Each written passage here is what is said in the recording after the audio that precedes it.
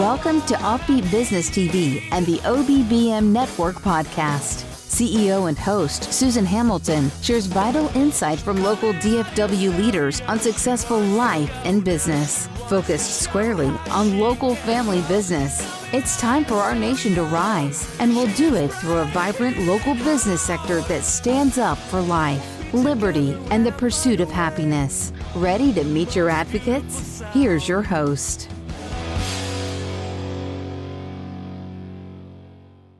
Local business, we are so concerned about the state of local business in the United States of America. We're coming to you from the Work Suites in Allen, and I'm talking with Shelby Williams today, who is City Council Place 5, and I believe you're running again, or is your place secure right now? No, I am blessedly off the ballot this year. I am guaranteed to win as long as I don't run. Right? You know, this is a crazy time, and it's crazy because there's a lot of mistrust out there and a lot of misinformation, and people don't realize how important local is. I mean, typically, we don't get a big turnout for local, and the news media tends to really be focused on the national agendas. That's not in our best interest. That's right. And the reality is that CNN, Fox News, et cetera, all their headlines cover what's going on in Washington. Sometimes what's happening at the state level, almost never what's happening at the local level. This isn't a surprise because as a national media chain, they want to promote the things that are applicable to their entire audience.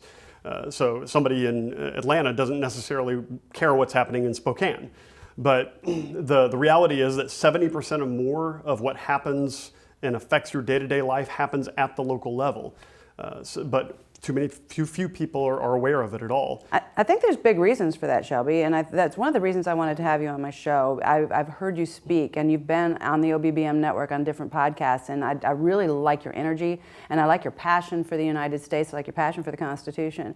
And I was pretty surprised to learn that you didn't just get that in high school, right? You didn't just wake up one day, even though your family was interested in the political arena, and you just didn't have that in high school or college. It took you until you were a grown adult to realize how it mattered to you. That's right. And I mean, they still teach the Constitution in school, but they don't really dive into how was it crafted? Did they review Madison's notes, the Federalist Papers, the Anti-Federalist Papers? They don't really delve into that. They say, here's the First Amendment, here's the Second Amendment, memorize this, there's going to be a test on it, stamp, you're done. Okay, you're constitutionally educated. Not really.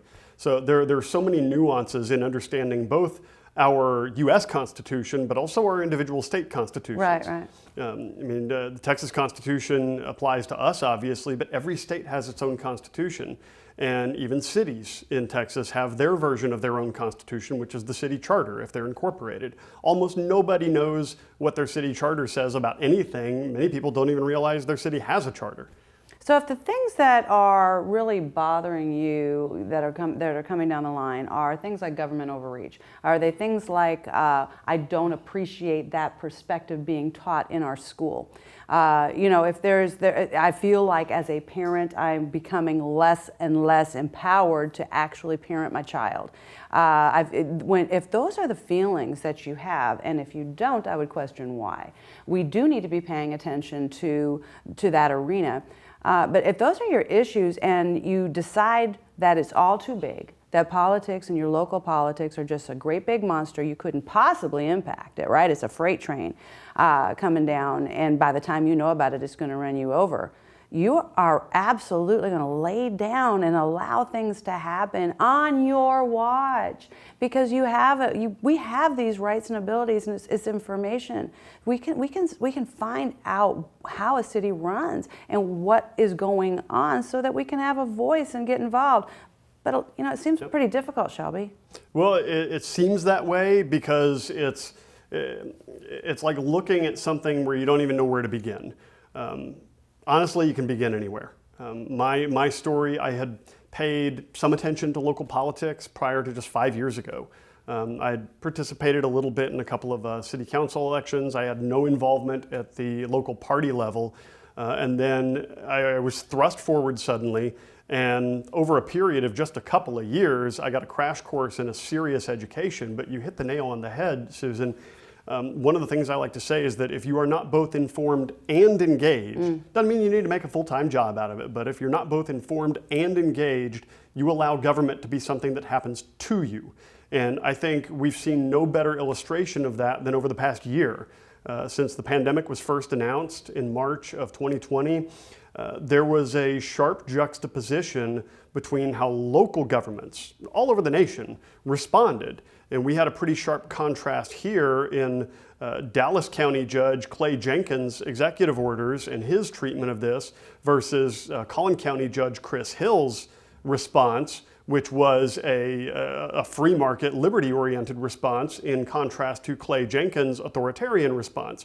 Now, I think if Chris Hill had been the judge out in Wise County or something, and there had been a sharper or a more blurred geographical distribution between them, folks might not have noticed, but they share a border. And it was like night and day between the two sides of the road, and Collin County even had better results. More positive results in terms of how they came through the pandemic with fewer businesses suffering, et cetera. That's why I decided to be working in Collin County. You know, I have to say though, I paid attention to the June 2020 Commissioners Court meeting where Judge Hill and several others interviewed the Texas Department of Health, and I watched that, and I watched how they knew full well that there was a ridiculous set of scenarios there that were absolutely not right to follow. And I did not appreciate, even in that context, that he didn't stand up and say, wait a minute, they're lying to everybody, let's go out and tell everybody they're lying. They didn't use that language.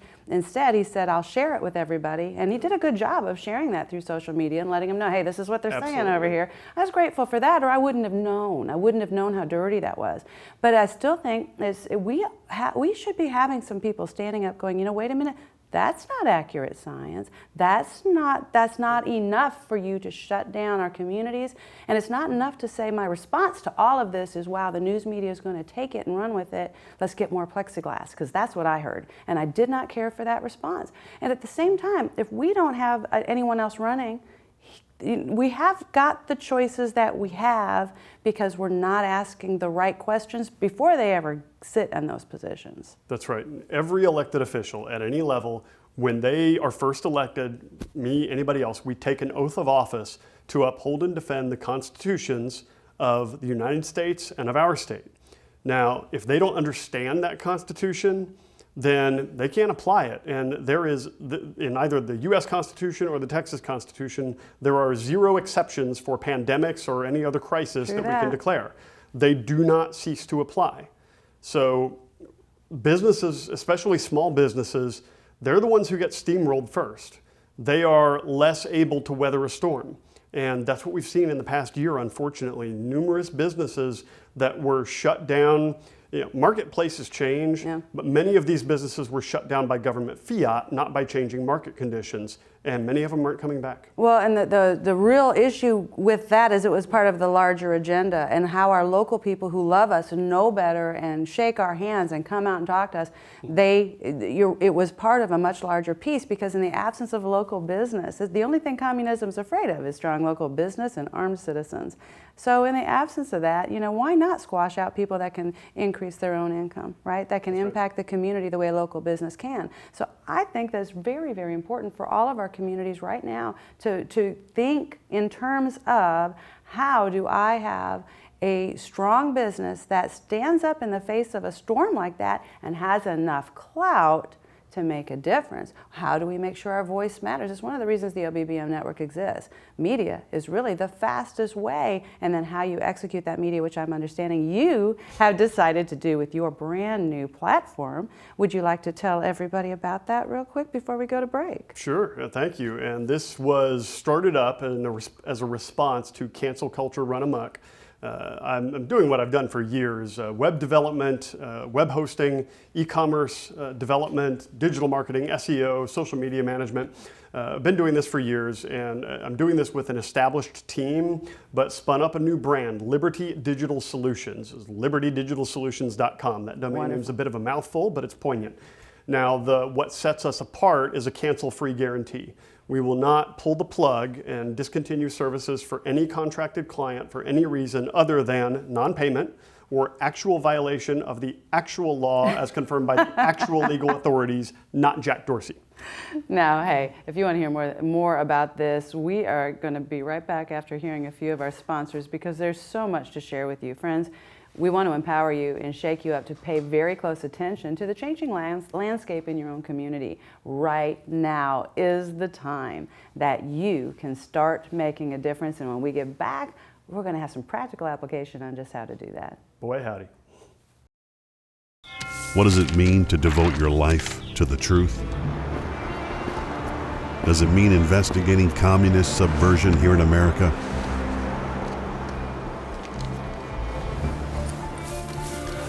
Does it mean exposing the deadly fentanyl crisis in the Midwest?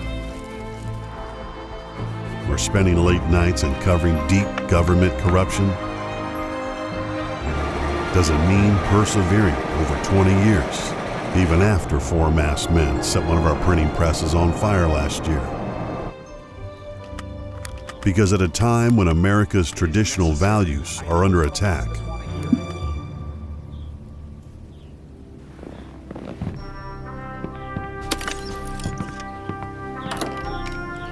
it's the responsibility of righteous journalists to uphold truth and tradition.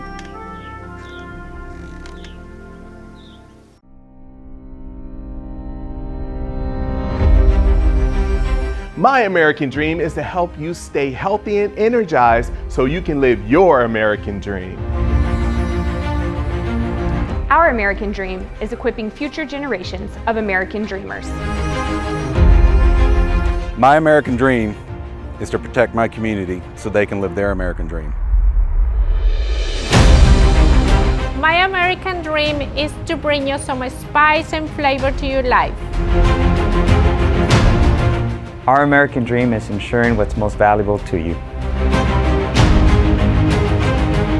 Our American dream is creating opportunities for healthcare providers so they can have their American dreams. My American dream is serving our business community and advocating for all of your American dreams.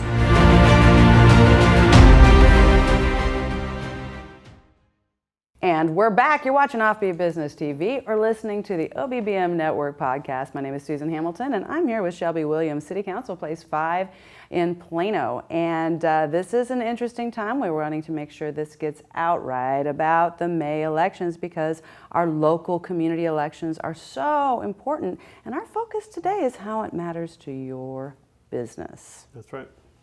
So, you know, I understand you're teaching the Constitution over there in Plano, Shelby. I do. I teach I give a Constitution 101 presentation on Constitution Day every year in September. I'd like to get more into it. I'd like to really open the doors to it. But Rick Green actually has a really in-depth, fantastic course where mine is just a primer. It's just a presentation to whet the appetite. Rick Green really delves into the constitutional history, what it means, and it's a multi-week course. So I'd highly recommend checking that out. I will, because that's what ours is. So the OBBM Network is teaching on Monday evenings now from 7 to 9 o'clock from now till the 4th of July weekend to really delve into that. And talk, as you said, it is not just the Constitution, because that's actually a small book. It's the application of that by the Supreme Court so that we can understand it. Now, a lot of that might seem a little parliamentary, but there's things going on that local level that we have to understand how that connects. One of the things, Shelby, I don't know if you're aware of this, but I'm a member of the National Write Your Congressman, and people can get to that through westandforfreedom.com, and we can understand what alerts are coming down the line from absolutely everybody in your space. But one of the things they do that's really cool is you can actually, if you see some law coming up, some thing like last year that comes in the local community is going to go, hey, we've got to put together these mandates. You actually have a right to, on any level, to get with them and within 3 days have an answer. Is that constitutional? Why or why not? So that you can go and approach the city council or your boards and actually know whether or not you've got standing and might be able to have a greater impact, but probably only if you got the right people sitting on the board. That's right. And it is so important to understand the Constitution. Yeah. Now, Like I said, every elected official takes an oath to the Constitution. How many of them ever actually read it? That's Constitutions of the United States and Texas, you take an oath to both. Now, the Texas Constitution is a lengthier read because there are about 1 billion amendments, but still, it's important to know and understand them and understand the purposes of them. We hear increasingly, especially over the last year, that usually the focus is on the U.S. Constitution, that it's a dusty old document, it hasn't kept up with the times, and it's supposed to be a living, breathing document. Nothing can be further from the truth. There is an amendment process for the Constitution. Our founders and the framers said, okay, if it needs to be changed, follow this process. And they understood that things would change over time. So there is a very difficult process in there. It's difficult by design, but the reason it's crucial to adhere to that process and not rely on every new creative interpretation of the Constitution is that in an enduring civil society, the rule of law is paramount. The Constitution is the supreme law of the land, says there right there in Article 6. If anything else is superior to that in the terms of domestic government, then what we truly have is rule by whomever can wield the most influence, which is no different than what we've had since the beginning of civilization. That's why it's crucial to adhere to the Constitution and not just keep reinterpreting it. It's so important because with the Constitution, you can understand why there are electoral colleges, who's really voting in who, and why what you have to say does matter. Yes, go vote. Yeah, there's ways that matters to the legislators. They need to hear you, but you're going to have to. It's our responsibility to put the right people in our local communities and our state, and for our state to represent us in the Senate and House of Representatives. You know, how do we know? One of the things that I ask is, are you willing to uphold the United States Constitution, the Constitution of Texas? And a lot of times I hear, and that's discouraging because, like you said, a lot of them haven't read it and they're not sure. It's like, but at the same time, why would you wonder? Well, exactly. Right? And unfortunately, a lot of candidates for office at all levels, they've never really given that much thought. Or they think they know what the Constitutions say because Don Lemon says stuff is unconstitutional. Right. Or that there's a constitutional right for such and such. I don't think Don Lemon's ever read the Constitution. Pretty sure he hasn't. If he did, he doesn't understand it. So when you talk to candidates for public office, absolutely ask them if they're going to uphold and defend the constitutions of the United States and of this state. But also, an important follow-up question is, what do you understand about it? Pick an article or an amendment. What's the first article in the U.S. Constitution? Why? Why is such a great question. I love why. That's huge. I go out of my way when we do live events to ask those questions of business owners. You know, how do you stand on this? How do you feel about this? The latest was really all about free speech. What do you understand about the freedom of the press and free speech and all of those pieces? And it is amazing how many people really are not clear about what that means and how it applies to them. And we need to know. We need to understand that. We need to know how the city runs. One of the things that I saw early on, you know, we know who you are, local business. That 90% of American micro to small business, that tends to be family-owned business of 9 employees or less. Chances are you've got a home office even after you've moved into a brick and mortar because it makes sense for you to be close to the school. You're probably supporting the school on some level or homeschooling your kids. And you probably think your property tax dollars are going to pay your officer or your teacher. And you'd be surprised to know how much in Dallas County, for instance, is actually going towards criminal justice initiatives. Where is the money really going? And if you want to dig that out, that's a heck of a research. It is not easy just to find, and you can find the interpretations and graphs as they've presented to someone. And if you drill down in that, especially in Dallas County, it still does not add up. So finding out where those pieces are, I think we have an obligation to do that, especially if you're paying. Otherwise, you're just kind of throwing money here and there, and there's no accountability, and then you wonder why they got you like this. Yep. You pretty much allowed that in the absence. I'm really impressed with you that you've got this business, that you have stayed in that all that while. You're also a father. How many children? 3 little girls. You got 3. I mean, you're busy, you're doing all those things, and most people in this position might say, you know what, I'm just too darn busy to run for office. But you've held office now on several occasions. You've actually even been the... Elected office, this is only my first go. Okay. I've been in it for almost 2 years. But held positions. I understand you were the director. Texas State Director of Convention of States, but that was an all-volunteer position. I did that in addition to working full-time and having a family. But you touched on something, which is it is an investment in time and effort and energy. And you do, like I said before, you don't have to make it a full-time job, but there is an element of personal responsibility in our system of government. When Ben Franklin came out of Constitution Hall, after everything was said and done in Philadelphia, he was purported to have been asked, Dr. Franklin, what did you give us, a monarchy or a republic? His response was, a republic, if you can keep it. The word you there is operative. It's not if we can keep it. It's not if the government behaves itself. It's not if all this other stuff happens. It's if you can keep it. There is an element of personal responsibility in each and every citizen of the United States to make sure that the human failings and foibles that have marked every civilization in the history of the world don't ultimately cause our great nation to topple. Yeah, because it's not about us, is it? It's about our kids. It's about our grandchildren. It's what kind of world do they want? Are we guaranteed a free society? Not at all. We're not. And there are very real initiatives out there that are global in nature. And they're not interested in any country having a border, in any country having their own civil liberties and the form of government. Yep. And if we're not careful, that stuff is insidious. It's very small. It's very much like boiling the frog. It comes in little by little by little by little, and before you know, it's bigger than you can manage.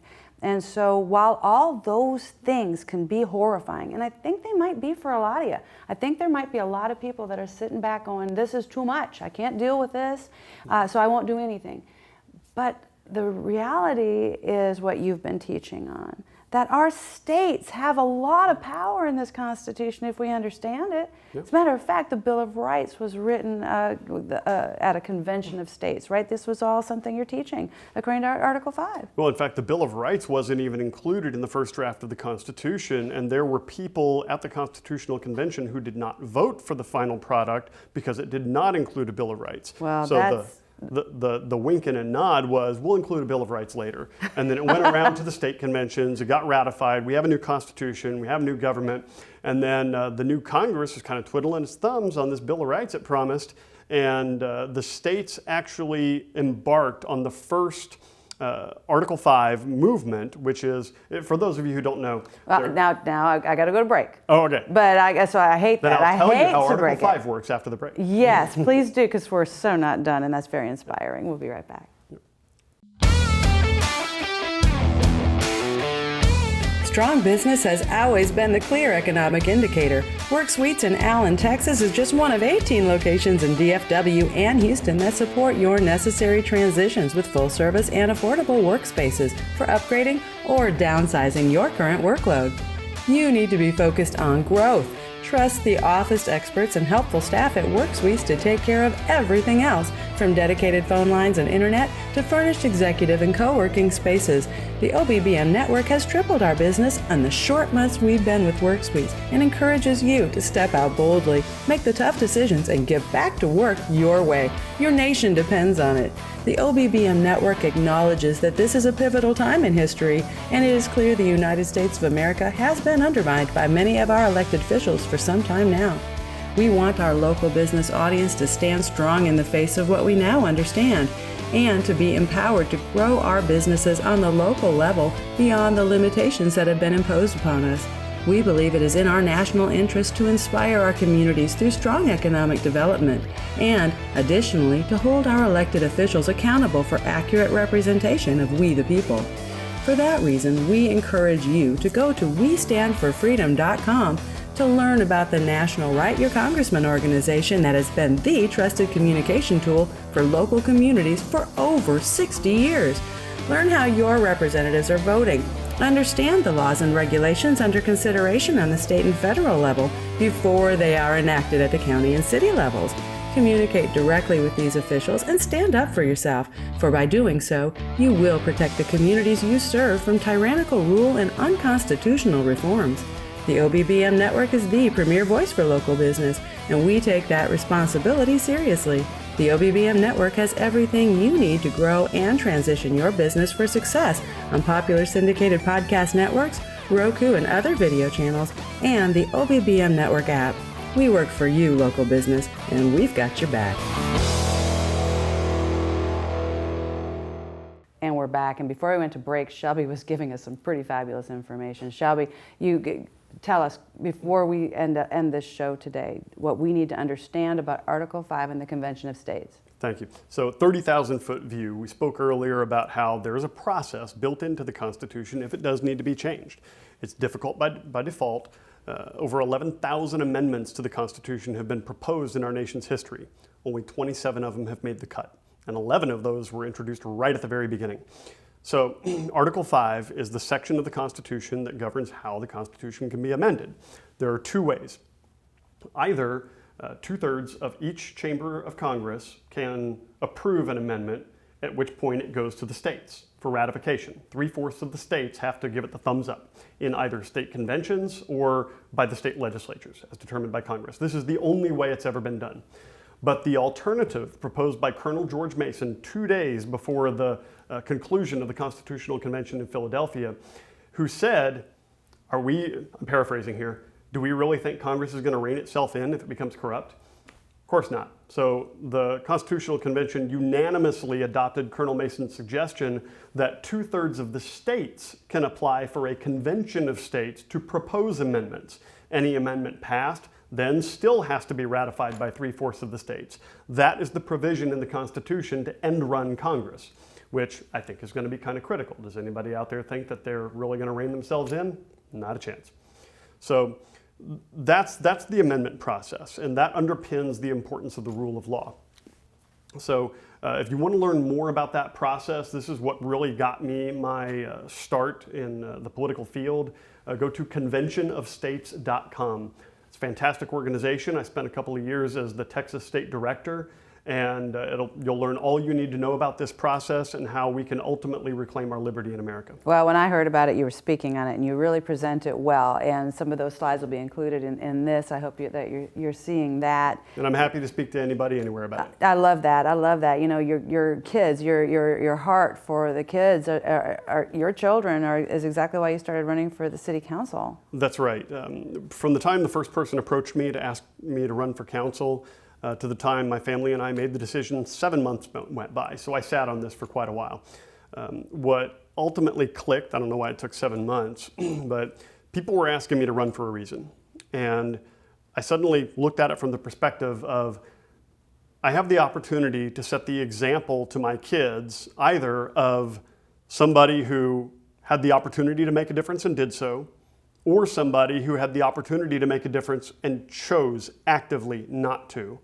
So yeah, it's an investment of time, keeps me very busy, doesn't allow me to spend as much time with my family as I would really like, but I think it's such an important example to set for the next generation, because ultimately as parents, our foremost responsibility to our children is not to keep them safe, it's to prepare them for successful adulthood. Well, that's the truth, and that's a mouthful, no doubt about it. And while you may feel that, I don't know any parent that feels like they've done quite enough. Yeah. And I know I've been on the phone with you when you've been stopping at the school with your little girls, and it's raining, and you're busy taking care of it. And I've heard your sweet conversations with them, and you never were rushed and hurried and frantic.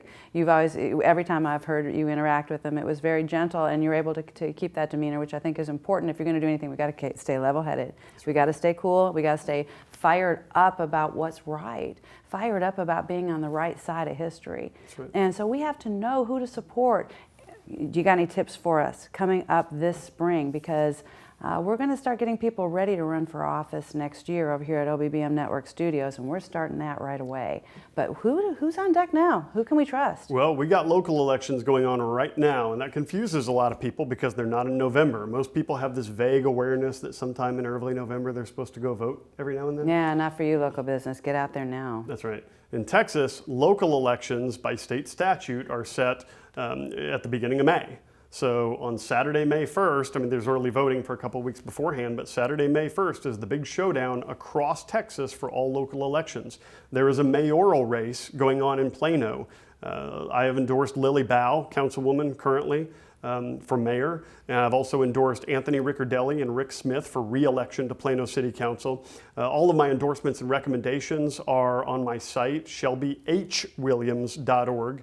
And on my blog, I've got it right up there. You can look at all my endorsements and recommendations, including for Plano ISD, for school board. Oh, good. Yeah, school boards, they take more of your money than city council does. Yeah. So those are important too, and especially making sure that our children are being taught how to think, not what to think. Oh, you said a mouthful, and I think that's even more important than money. You might get involved because you want to know what's going on with the money and you want to have a bigger piece there. Yep. But this, what Shelby just said, is critical. It is about teaching them how to think, not what to think. And if we want to take protective care of the United States of America, this next generation's minds need to be expanded to critical thinking and really know what on earth they want for their generation and give them the opportunity instead of taking it away from them before they ever get there. That's right. For Plano ISD, I've endorsed Samita Voiku, Angela Powell for re-election, and Marilyn Lochray. Wonderful, wonderful. Shelby H. Williams. Shelby H. Williams. If you go to shelbywilliams.com, maybe .org, you'll run into the Shelby Williams Furniture Company out of Tennessee. No relation. And your website where we can find a platform where we can run a business and not have to worry about the cancel culture that's been going on around us. libertydigitalsolutions.com. Wonderful. Hey, did you enjoy this as much as I did? We brought a whole lot of information to you. The upside is, since it's recorded, you can press replay. Get it again. You can't hear this enough. Get excited about what you can do in your local communities. Until next time, you've been watching OffBeat Business TV or listening to the OBBM Network podcast. I'm Susan Hamilton, and we'll have more of this local information coming to you soon.